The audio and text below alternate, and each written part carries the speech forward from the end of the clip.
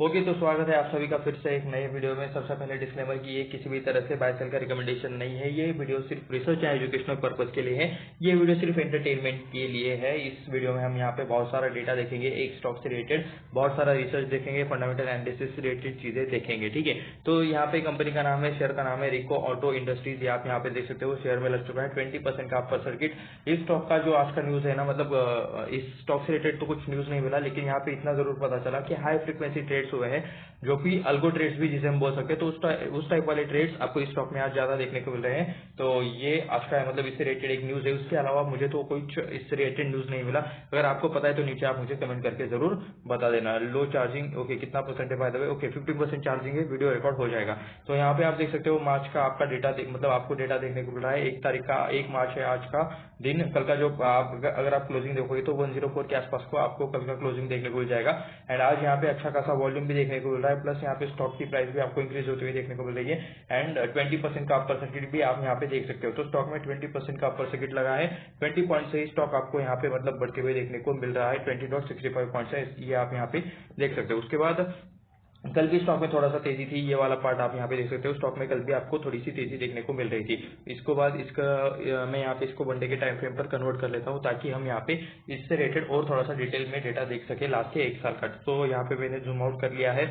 1 साल का हम लास्ट का पूरा डेटा देखेंगे। तो ये आप यहाँ पे देख सकते हो 2023 से आपको यहाँ पे डेटा देखने को मिल रहा है। तो कुछ यहाँ पे आपको डेटा देखने को मिल रहा है 80 रुपीज के नीचे 70 रुपीज के ऊपर 72 75 के आसपास, मतलब कहीं पर ट्रेड कर रहा था 1 साल से पहले। उसके बाद थोड़ा सा तेजी आया, फिर से यहाँ पे मंदी आया, और ये स्टॉक का अगर लो आप यहाँ पे देखोगे 1 साल के अंदर का, तो वो आपको 60 के ऊपर 65 67 के आसपास कहीं पर तो देखने को मिल जाएगा। ये आप यहाँ पे देख सकते हो। उसके बाद स्टॉक में तेजी बनी 110 के आसपास स्टॉक आपको देखने को मिल रहा है। उसके बाद फिर से स्टॉक नीचे आया, ये वाला तो भयंकर गैप डाउन आपको देखने को मिल रहा है। लिटरली यहाँ पे तो 20% के आसपास का गैप डाउन हुआ होगा, ये आप यहाँ पे देख सकते हो। ठीक है, क्योंकि ये अगर 20% का अपर सर्किट है तो ये वाला 20% का लोअर सर्किट है। ये भी चीज आपको समझ में आनी चाहिए, क्योंकि वहाँ पे गैप डाउन है। ठीक है, गैप डाउन में मतलब ओके, ये वाला बड़ा कैंडल भी आप यहाँ पे देख सकते हो। ठीक है, रेड कैंडल है। उसके बाद मतलब ये वाला ग्रीन कैंडल भी देख सकते हो, 10% के आसपास का शायद ये रहा होगा।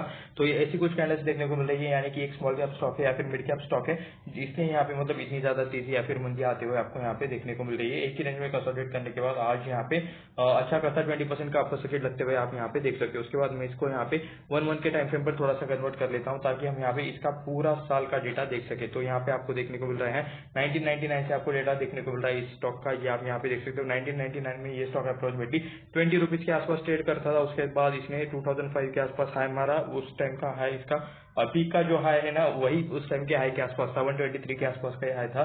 उसके बाद फिर से नीचे आया एंड फिर से मतलब 5-6 सालों के लिए, 7-8 सालों के लिए ये फिर से कंसोलिडेट करने लगा, फिर से ऊपर गया। 2020 वाली गिरावट बाय द वे है कहाँ, ये वाली शायद 2020 वाली गिरावट है, जिसमें स्टॉक फिर से 20 रुपीज के आसपास आते हुए आपको यहाँ पे देखने को मिल रहा है। उसके बाद फिर से स्टॉक अभी ऊपर जाते हुए देखने को मिल रहा है, ऑल टाइम हाई के आसपास स्टॉक अभी देखने को मिल रहा है। ये ऐसा चाहे तो आप यहाँ पे कह सकते हो। ठीक है, तो देख सकते हो कि मतलब जिस टाइप वाले फंडामेंटल स्टॉक्स रहते हैं उस टाइप वाला चार्ट तो ये बिल्कुल भी नजर नहीं आ रहा, सबसे पहली बात। एंड ये रिकमेंडेशन नहीं दे रहा हूँ, ठीक है, ये मैं बता रहा हूँ जिस तरह के मतलब फंडामेंटली स्ट्रॉन्ग कंपनीज रहते हैं उनके चार्ट ऐसे रहते हैं। ठीक है, ये ऐसा है कुछ, ये ऐसा टाइप वाला स्टॉक है। ठीक है, यहाँ पे मतलब एक ही रेंज में ये घूम रहा है, अभी यहाँ पे ऑल टाइम हाई के आसपास है। ट्रैप होने के चांसेस ज्यादा है। ठीक है, यहाँ पे इन्वेस्टर्स को ट्रैप किया जा सकता है, ऑपरेटर्स का गेम हो सकता है। तो हमेशा सावधानी रखे, आपका खुद का मेहनत का पैसा है, वो आपको खुद ही संभालना है। ठीक है, तो यहाँ पे किसी भी तरह से बाइसल का रिकमेंडेशन नहीं है, ये वीडियो सिर्फ एजुकेशनल पर्पज के लिए है। तो चलिए अभी हम यहाँ पे स्टॉक से रिलेटेड थोड़ी से फंडामेंटल चेक कर लेते हैं। एक स्टॉक से रिलेटेड थोड़ी सी हम मतलब चीजें देख लेते हैं कि रिजल्ट क्या है और क्या बिजनेस है, वो सारी चीजें। तो अभी हम आ चुके हैं स्क्रीनर पर आप यहाँ पे डेटा देख सकते हो। सबसे पहले तो अबाउट अस में हम यहाँ पे चीजें पढ़ेंगे। तो आप यहाँ पे देख सकते हो क्या है, integrated auto component manufacturer present. Okay, तो ऑटो कंपोनेंट रिलेटेड मैन्युफैक्चर करने वाली कंपनी है। Value change of the design to delivery. Okay, incorporated 1983 में इस कंपनी का स्टार्टिंग हुआ था। Manufactures and supplies aluminium and ferrous machine the components and assemblies to original equipment manufacture and tier 1 customers across the globe. तो कुछ ये auto companies related काम करते हैं, aluminium and forces machine component से रिलेटेड ये लोग काम करते हैं। ये आपको यहाँ पे देखने को मिल रहा है। ऑटो इंडस्ट्री रिलेटेड काम करते हुए मतलब आपको देखने को मिल रही है, नेम में भी इनके ऑटो इंडस्ट्रीज एंड कुछ उसी रिलेटेड ये लोग काम करते हुए देखने को मिल रहे हैं। तो ये आप यहाँ पे देख सकते हो। उसके बाद इनके बिजनेस को हम और भी डिटेल्स में जानेंगे एक बार। मतलब हम यहाँ पे थोड़ा सा इसका ये डेटा पढ़ लिया, इसके बाद हम यहाँ पे देखेंगे। जस्ट 1 मिनट मुझे दे दो गाइस, मैं यहाँ पे एक चीज चेक कर रहा हूँ। ओके, ओके ठीक है, by the way charging start हो चुकी है। तो आप यहाँ पे देख सकते हो कि हम यहाँ पे डेटा देख रहे थे 124 के आसपास का अभी का प्राइस चल रहा है। 20% से ये स्टॉक आज आपको अब देखने को मिल रहा है 1677 करोड़ के आसपास का आपका इसका मार्केट कैप है, यानी कि ये स्मॉल कैप कंपनी है। इसको मतलब मिड कैप बनने के लिए और यहाँ पे एटलीस्ट 5000 करोड़ का तो मार्केट कैप यहाँ पे क्रॉस होना चाहिए। तो इसका कोई डेफिनेशन नहीं है कि 5000 करोड़ का मार्केट कैप का नीचे तो स्मॉल कैप रहेगा, लेकिन कह सकते हो आप यहाँ पे, ठीक है, एज एग्जाम्पल के लिए। तो 1677 करोड़ का मार्केट कैप है, उस हिसाब से मतलब ठीक ठाक मार्केट कैप है, यानी कि स्मॉल कैप ये कंपनी अभी भी स्मॉल कैप ही है, ठीक है। इसका मतलब ये नहीं कि ये मिड कैप है, मिड कैप कंपनी बहुत बड़ी रहती है, 10,000 करोड़ से भी ज्यादा का मार्केट कैप रहता है उनका। करंट प्राइस देख सकते हो 124 के आसपास का देखने को मिल रहा है। एक साल के अंदर का हाई 124 है, एक साल के अंदर का लो 63 देखने को मिल रहा है। फेस वैल्यू 1 है, यानी कि अभी के लिए तो इसमें बोनस या फिर स्प्लिट एक्शन नहीं मिल सकता, क्योंकि यहाँ पे फेस वैल्यू 1 है, मिनिमम स्टॉक का फेस वैल्यू 1 रहता है, ठीक है। 0.61% का डिविडेंड यील्ड है, यानी कि ये लोग डिविडेंड भी देते हैं। आरओई आरओसी देख सकते हो, आरओई 7.36% है, आरओसी 9.50% है। इनका मीनिंग क्या है, ये कंपनी अभी प्रॉफिट में है, ये यहाँ से मतलब देखने को मिल रहा है। रिटर्न ऑन इक्विटी ये रेटेड चीज है। आरओई देख सकते हो आप यहाँ पे 33.8% के आसपास स्टॉक का पी है, 8% नहीं है, 33.8 है वो। तो इस पीयू को हम यहाँ पे दो जगह पे कंपेयर करेंगे। एक तो इसी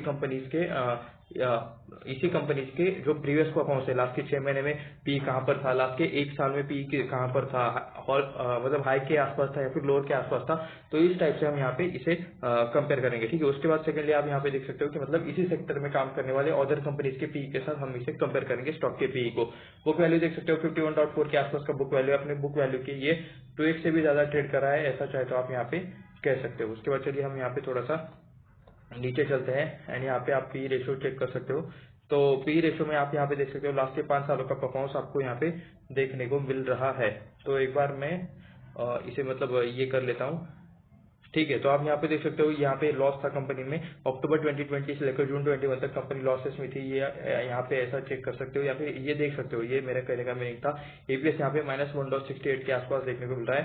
एंड यहाँ पे भी ईपीएस आपको मतलब 13 अगस्त 21 को ईपीएस प्लस में आते हुए देखने को मिला। उस टाइम पे 1.15 का ईपीएस था। एंड पी के बारे में बात करोगे तो 43-45 के आसपास मतलब पी का हाई देखने को मिल रहा है लास्ट के 5 सालों में। अभी का पी अगर आप यहाँ पे देखोगे तो 30 के आसपास देखने को मिल रहा है। एंड आज का पी देखोगे तो इसको थोड़ा सा नीचे ले लेते हैं, तो 33.8 के आसपास देखने को मिल रहा है, ठीक है। तो 5 सालों के हाई के आसपास जाने की कोशिश करते हुए पी देखने को मिल रहा है। एंड मैक्स की बात करेंगे तो आप यहाँ पे देख सकते हो, तो ऑल टाइम हाई इसका पी का कितना है, एक बार इस पर क्लिक कर लेता हूँ। 95 के आसपास इसका ऑल टाइम हाई देखने को मिल रहा है, ये आप यहाँ पे देख सकते हो। तो मतलब उस टाइम पे काफी ज्यादा हाई के आसपास पी था, अभी पी कम हो चुका है, लेकिन लास्ट के 5 साल के कंपैरिजन में आप यहाँ पे देख सकते हो इतना भी मतलब पी ज्यादा आपको बढ़ते हुए मतलब देखने को नहीं मिल रहा है, ठीक है। मतलब ये हायर साइड ही है पी के, उस हिसाब से थोड़ा सा महंगा ही है, लेकिन वो एकदम ऑल टाइम हाई कोई भी नहीं है, ये आप यहाँ पे पी देख सकते हो। एंड बीच बीच में लॉसेस होते रहते हैं। यहाँ पे मैक्स डेटा में भी अगर आप यहाँ पे देखोगे तो कभी प्रॉफिट कभी लॉस यहाँ पे कंपनी में चलता रहता है। यहाँ पे लॉस है, यहाँ पे लॉस है, यहाँ पे लॉस है, यहाँ पे भी लॉस ही देखने को मिला है, ये वाला पॉइंट। उसके बाद यहाँ पे भी लॉस है, ठीक है। तो बीच बीच में कंपनी लॉस में चली जाती है, ये भी आप यहाँ पे देख सकते हो। प्रोज एंड कॉस्ट में देख सकते हो, यहाँ पे प्रोज में तो कोई पॉइंट नहीं है, क्रॉस में क्या है, लो रिटर्न ऑन इक्विटी देखने को मिला है लास्ट के 3 सालों में, ये यहाँ पे आप एक पॉइंट देख सकते हो। उसके बाद कॉस्ट में हम कुछ और पॉइंट देखेंगे। ऑटो इंसुलरीज रिलेटेड काम करने वाली ये कंपनीज है, तो यहाँ पे ऑटो इंसुलरीज में देख सकते हो वो आपको यहाँ पे नंबर 1 कंपनी देखने को मिल जाएगी मार्केट कैप के हिसाब से 8,54,000, ओके 8,54,000 नहीं है, ये 85,418 करोड़ के आसपास का इसका मार्केट कैप है। तो ये इन कंपनीज में नंबर 1 की कंपनी मार्केट कैप के हिसाब से नंबर 1 की कंपनी देखने को मिल रही है। उसके बाद Samvardhana Motherson, tube investment, Sona BLW precision, euro, Minda Motherson wiring, ZF commercials, ये सारे स्टॉक्स के नाम आप सभी को पता ही होंगे अगर आप स्टॉक मार्केट रिलेटेड एक प्लेयर हो, मतलब पुराने प्लेयर हो तो, ठीक है। रिको इंडस्ट्रीज का सिर्फ 1677 करोड़ का मार्केट कैप है। ये जो लिस्ट पूरी ऑर्गेनाइज की है ना, ये डिसेंडिंग ऑर्डर से है, जिसका ज्यादा मार्केट कैप वो ऊपर, जिसका कम मार्केट कैप वो नीचे। इसके बाद इसका मतलब ये नहीं है कि मतलब 7 नंबर के बाद रिको इंडस्ट्रीज 8 नंबर पर आती है, बिल्कुल भी नहीं। 27,801 करोड़ के आसपास जेडएफ कमर्शियल का मार्केट कैप है। तो इसके और इसके बीच में और ढेर सारी कंपनीज आती है। हमें यहाँ पे सिर्फ कंपैरिजन करने के लिए 7 के बाद इसका 8 नंबर के आसपास नेम देखने को मिल रहा है, तो ये सिर्फ कंपैरिजन के लिए है, ठीक है। ये आपको पता रहना चाहिए। तो क्वार्टरली प्रॉफिट चेक एक बार मैं ये कंपेयर कर लेते हैं। 43 करोड़ के आसपास बोस्ट का है, ट्यूब इन्वेस्टमेंट तो माइनस में देखने को मिल रहा है, संवर्धन का 19 करोड़ के आसपास का है। एंड अभी इसका क्वार्टरली प्रॉफिट यहाँ पे 8 करोड़ के आसपास का देखने को मिल रहा है। तो इसलिए आप यहाँ पे कह सकते हो कि प्रॉफिट अच्छा आया है शायद, मतलब इनके मार्केट कैप के हिसाब से तो इसलिए शायद कंपनी इतना भाग रही है, क्योंकि मतलब बाकी के कंपैरिजन में देखो अभी ये 19 करोड़ का इन्होंने प्रॉफिट किया है, कंपनी का साइज है यूनिमिंडा का 37,000 करोड़ के आसपास का, एंड सिर्फ प्रॉफिट 19 करोड़ है, एंड यहाँ पे 1677 करोड़ का यहाँ पे मार्केट कैप है, एंड कंपनी का प्रॉफिट 8 करोड़ के आसपास है, ठीक, नेट क्वार्टर का। तो इस वजह से मतलब शायद कंपनी ऑल टाइम हाई के आसपास जाने की कोशिश कर रही है, ऐसा चाहे तो आप यहाँ पे कह सकते हो।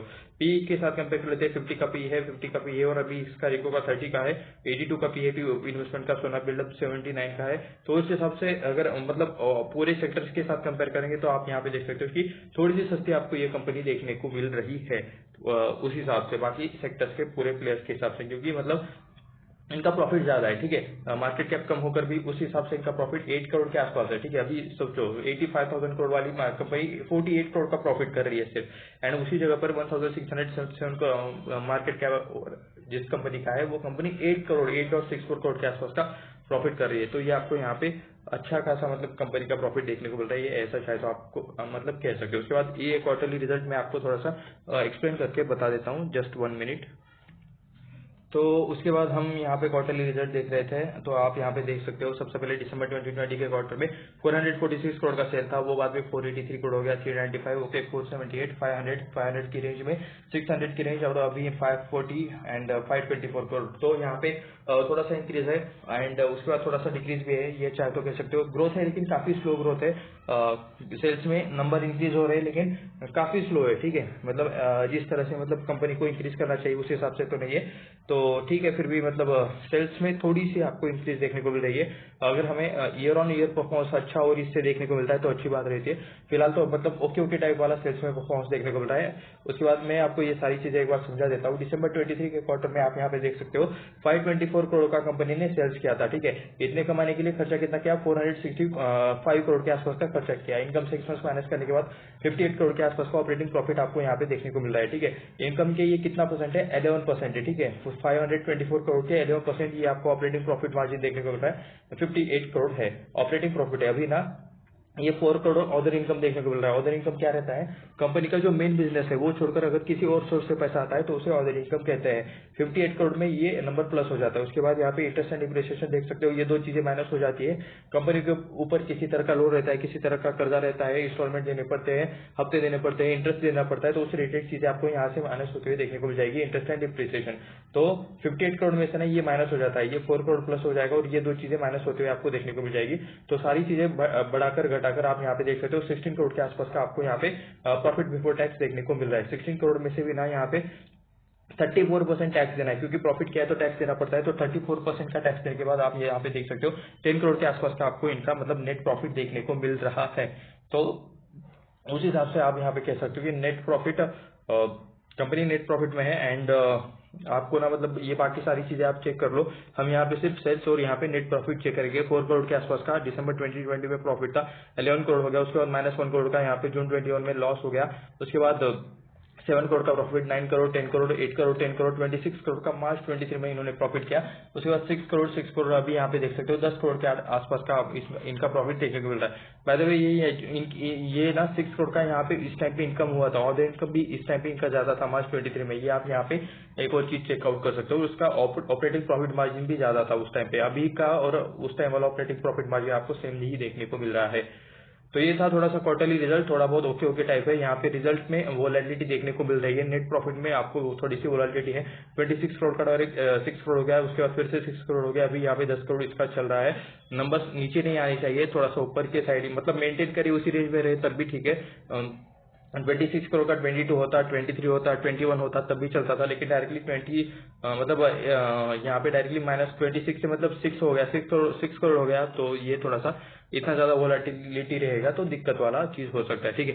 उसके बाद हम यहाँ पे एक साल का परफॉर्मेंस देखेंगे। आप यहाँ पे देख सकते हो मार्च 2012 में 1505 करोड़ के आसपास के सेल किए थे, वो बाद में 1400 हो गए, 1300 हो गए, 1038। तो सेल्स में आपको कम्प्लीटली गिरावट देखने को मिल रही है। उसके बाद 1300, 1400, 1400, 1800, ठीक है।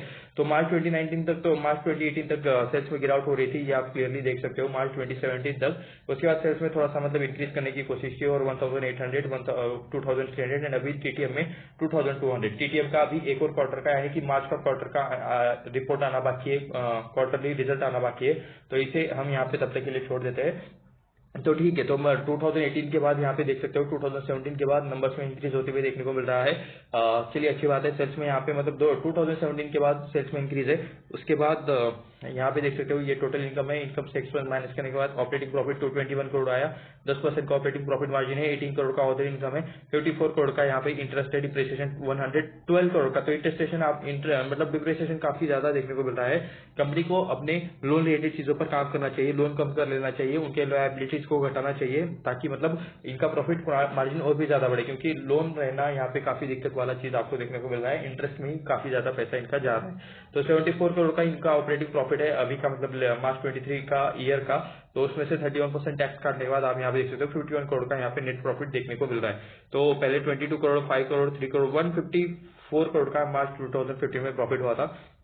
30 करोड़, 52 करोड़, 51, ओके 17 माइनस 14 मार्च 24 करोड़, और अभी 51, और अभी ये 49 चल रहा है। तो होप सो शायद मतलब आने वाला एक क्वार्टर होने के बाद शायद ये मतलब प्रीवियस परफॉर्मेंस को बीट कर दे। लेकिन वोलेटाइल नंबर आपको यहाँ पे देखने को मिल रहा है। ठीक है, मतलब क्वार्टर से ज्यादा वोलेटिलिटी यहाँ पर है। 17 करोड़ का डायरेक्ट माइनस 14 करोड़ हो गया। ठीक है, यहाँ पे 154 करोड़ का 30 करोड़ हो गया। लास्ट के 5 सालों का कंपेयर कर लेते हैं, हम ज्यादा दूर नहीं जाएंगे। 2018 से हम यहाँ पे कंपेयर कर लेते हैं। 58 करोड़, उसका 51 करोड़ हो गया, उसके बाद 17 करोड़ हो गया। यहाँ पे अच्छा खासा डिप आया है। ठीक है, उसके बाद यहाँ पे माइनस हो गया डायरेक्ट 17 करोड़ से। तो मतलब एक साल में तो माइनस लॉस रिपोर्ट कर दिया। तो शायद कोविड वाला मतलब इसमें इम्पैक्ट हो सकता है। उसके बाद 24 करोड़, अभी 51 करोड़। तो शायद 51 करोड़ के आसपास की रेंज में रहने वाली कंपनी है। ये जो 2 क्वार्टर है ना, ये शायद कोविड की वजह से इम्पैक्टेड हुए थे, ऐसा चाहे तो आप यहाँ पे कह सकते हो। उसके बाद मतलब ये सारे मेरे व्यूज है। ठीक है, ये कोई भी मतलब रिकमेंडेशन नहीं है। मुझे क्या लगता है, ये सारी चीजें मैं बता रहा हूँ आपको, ये सारी रिजल्ट नंबर कैसे लगता है ये आप मुझे नीचे कमेंट करके जरूर बता देना। उसके बाद बैलेंस शीट में आपको दिखा देता हूँ। यहाँ पे हम बोरिंग देखेंगे। उसके बाद यहाँ पे फिक्स एसेट भी थोड़े से हम यहाँ पे कंपनी से रेटेड देखेंगे। तो रिजल्ट में देख सकते हो आपको यहाँ पे मतलब 328 करोड़ के आसपास के आपको यहाँ पे रिजल्ट देखने को मिल रहे हैं, जो 682 करोड़ के आसपास हो गए। तो रिजल्ट में अच्छी खासी ग्रोथ है, ऐसा चाहे तो आप यहाँ पे कह सकते हो। लॉन्ग टर्म बोरिंग देख सकते हो 324 करोड़ के आसपास के अभी कर्ज है कंपनी के ऊपर। कंपनी के ऊपर काफी ज्यादा कर्ज है। ठीक है, जिस हिसाब का कर्ज है उसी उतना तो कंपनी के पास यहाँ पे ये भी नहीं है, क्या बोलते हैं, प्रॉफिट भी नहीं है। ये आप यहाँ पे देख सकते हो सिर्फ 51 करोड़ का यहाँ पे मार्च 23 का प्रॉफिट है। एंड उस हिसाब से कर्जा कितना है तो 324 करोड़ के आसपास। तो कर्जा कंपनी के ऊपर काफी ज्यादा है। उसके बाद शॉर्ट टर्म बोरिंग 372 करोड़ के आसपास का देखने को मिल रहा है।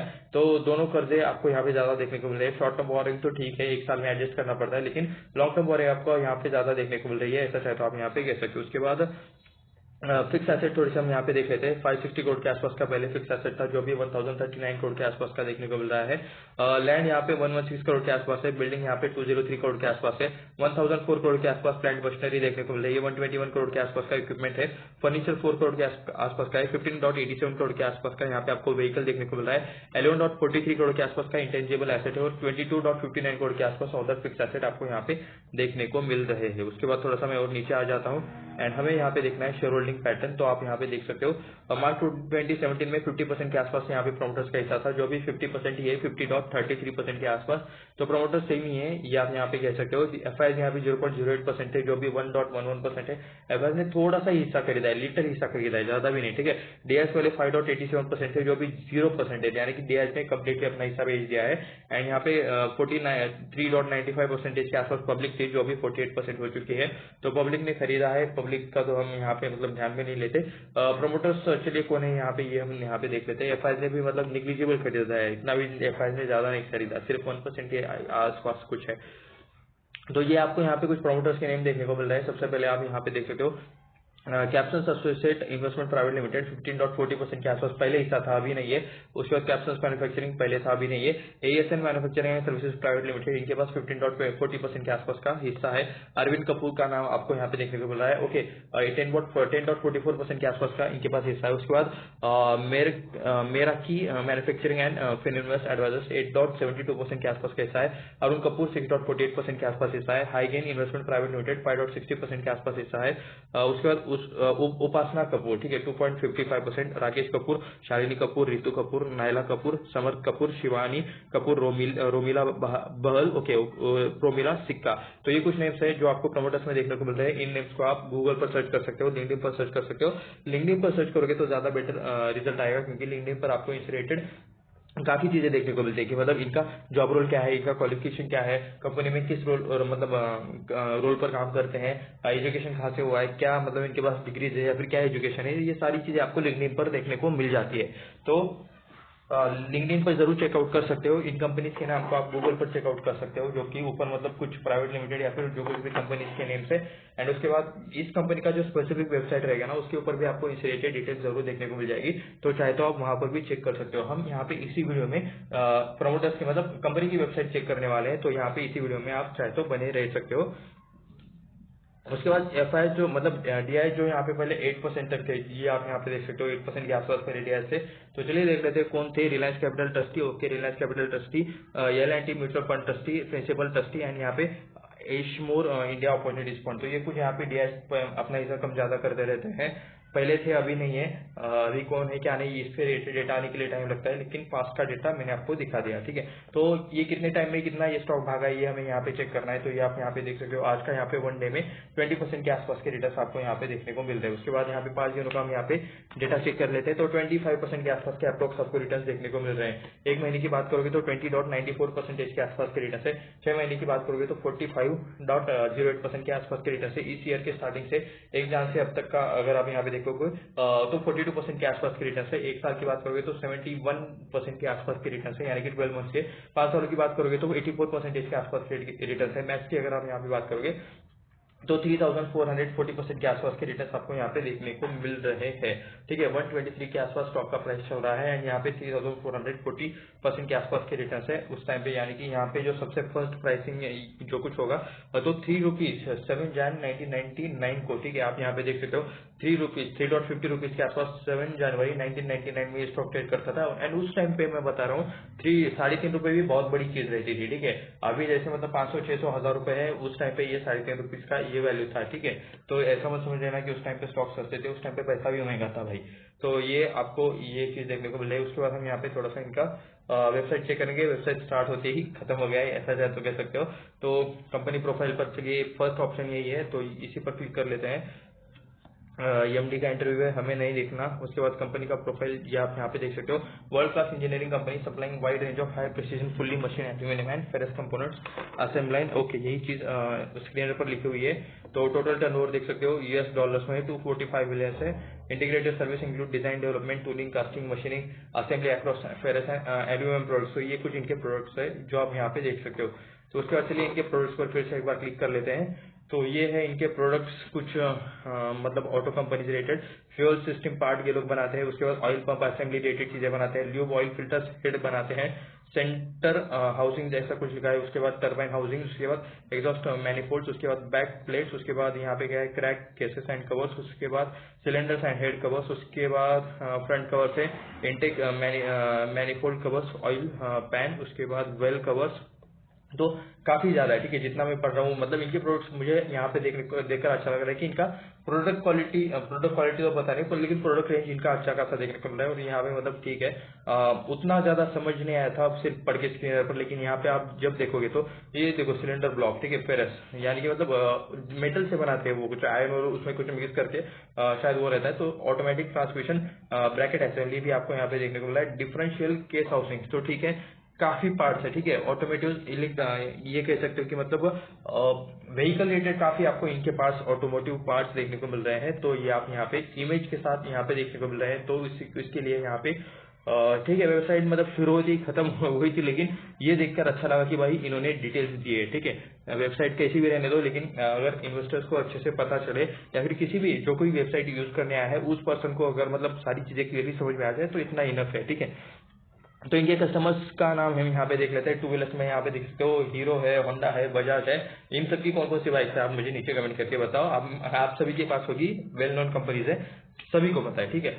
इन सब में से सिर्फ मैं टू व्हीलर्स की बात नहीं कर रहा था, पैसेंजर कार और कमर्शियल व्हीकल्स की भी बात कर रहा था। तो मारुति सुजुकी, फोर्ड है, जीएम है, निसान है, land rover, Tata, Volvo, Jaguar, ठीक है, बीएमडब्ल्यू, होंडा। उसके बाद कमर्शियल व्हीकल्स में देख सकते हो टाटा है, उसके बाद डेट्रॉइट डीजल है, उसके बाद कोमात्सु है, उसके बाद पर्किंस है, कमिंस है, कैटरपिलर भी देखने को मिल रहा है। सिस्टम सप्लायर्स हनीवेल है, क्यूपी पंप्स है, मैग्मा है, हनीवेल है, जाटको है। तो काफी नेम्स देखने को मिल रहे हैं, इनके कस्टमर्स काफी है, ओके। एल्यूमिनियम कास्टिंग पर एक बार क्लिक कर लेते हैं। ओके, जितना मतलब ये अच्छा डिटेल्स देते हैं ना उतना डिटेल्स पढ़ने में मजा आता है। तो 100 हाई प्रेशर डाई कास्टिंग इससे रिलेटेड मतलब ये कुछ है जो मतलब अब ओपन नहीं हो रहा, लेकिन ठीक है छोड़ देते उसको।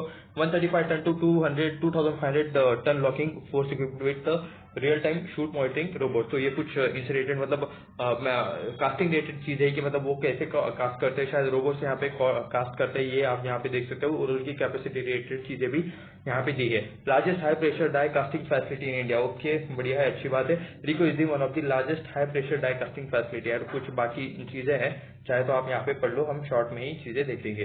तो फेरस कास्टिंग पर क्या क्लिक करना चाहिए, मशीन एंड असेंबली पर क्लिक कर लेते हैं।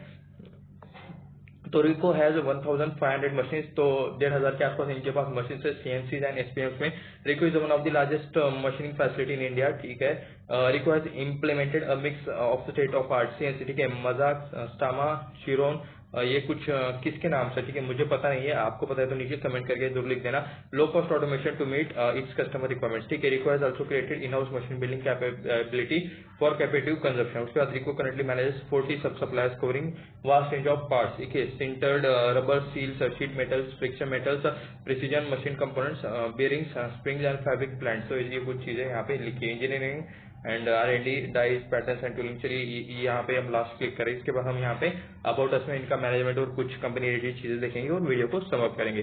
तो dies and pattern design manufacturing, okay 2000 dies 200 dies ये लोग मैन्युफैक्चर करते हैं, 600 डाइज इंसर्ट एनुअली। उसके बाद ये सीएनसी मशीन और कुछ डिटेल्स है, मुझे एक्चुअली इनके बारे में ज्यादा नॉलेज नहीं है। अगर आपको पता है, आप में से कोई जो व्यूअर्स में से पता है तो नीचे कमेंट करके जरूर लिख देना, ठीक है। उसके बाद ना हमें यहाँ पे डाइज, ओके तो हो गया, ठीक है। प्रोडक्ट रिलेटेड चीजें थी, प्रेजेंटेशन, होम पे एक बार चलते हैं वापस। एंड प्रोडक्ट्स एल्यूमिनियम कास्टिंग, ठीक है, ये तो है। प्रेस रिलीज करिए, quality contractors, investor relation, joint ventures and subsidies का ऑप्शन यहाँ पे इन्होंने दिया है बाय द वे, ठीक है, अच्छी बात है। तो आप यहाँ पे देख सकते हो ये इनकी कुछ सब्सिडीज है, ऑटो यूएसए एंड यूके में इनके सब्सिडीज है। यहाँ पे इनके मतलब इनके ऊपर क्लिक करके आप एक्स्ट्रा इनके बारे में नॉलेज चेक कर सकते हो। तो कॉन्टैक्टर्स इंग्लिश अबाउट अस का बाय द वे है कहाँ पे, ये मतलब कॉन्टैक्टर्स पे तो इनके ऑफिस के बारे में लिखा होगा। यूएसए में भी ऑफिस है, यूके में भी ऑफिस है, जहाँ पर इनकी सब्सिडीज है। और इंडिया में देख सकते हो हरियाणा में गुरुग्राम में इनका ऑफिस देखने को मिल रहा है। उसके बाद प्रेजेंटेशंस में चलिए एक बार क्लिक कर लेते हैं। CNBC आवाज और कुछ और यहाँ पे चीजें देखने को मिल रही है। Press release, career, quality contactors, ठीक है। तो यहाँ पे शायद मतलब अबाउट अस या फिर मैनेजमेंट रिलेटेड चीजें शायद हमें देखने को नहीं मिले, लेकिन फिर भी हमने कंपनी के बारे में काफी डेटा जान लिया है। सबसे पहले तो हमें ये अभी क्लियरली बताया कि कंपनी के साथ क्या टाइप वाले प्रोडक्ट बनाते हैं। अभी ये पढ़ते हैं मतलब क्या, मैं तो क्या थ्योरी बताऊँ, ठीक है। फेरस बनाते हैं, फेरस रिलेटेड प्रोडक्ट बनाते हैं, एल्यूमिनियम रिलेटेड प्रोडक्ट बनाते हैं, aluminium and ferrous machine components and assemblies related product बनाते हैं, इतना ही मैं बोल सकता हूँ। लेकिन हमने एग्जैक्टली प्रोडक्ट देखे कि मतलब क्या बनाते हैं। तो चलिए, तो ये किसी भी तरह से बायसेल का रिकमेंडेशन नहीं था, ये वीडियो सिर्फ छोटा सा एनालिसिस था, क्योंकि मतलब ये स्टॉक 20% से आज भागा है, तो बहुत सारे लोग बिना कुछ देखे इस स्टॉक में चले जाते हैं, तो इसलिए हमने यहाँ पे ये वीडियो बनाया है, ठीक है। तो ये किसी भी तरह से बायसेल का रिकमेंडेशन नहीं है। ऐसे ही और वीडियो देखने के लिए चैनल को सब्सक्राइब करें, वीडियो को लाइक करें, अपने दोस्तों के साथ शेयर करें। मिलते हैं नेक्स्ट वीडियो में, धन्यवाद।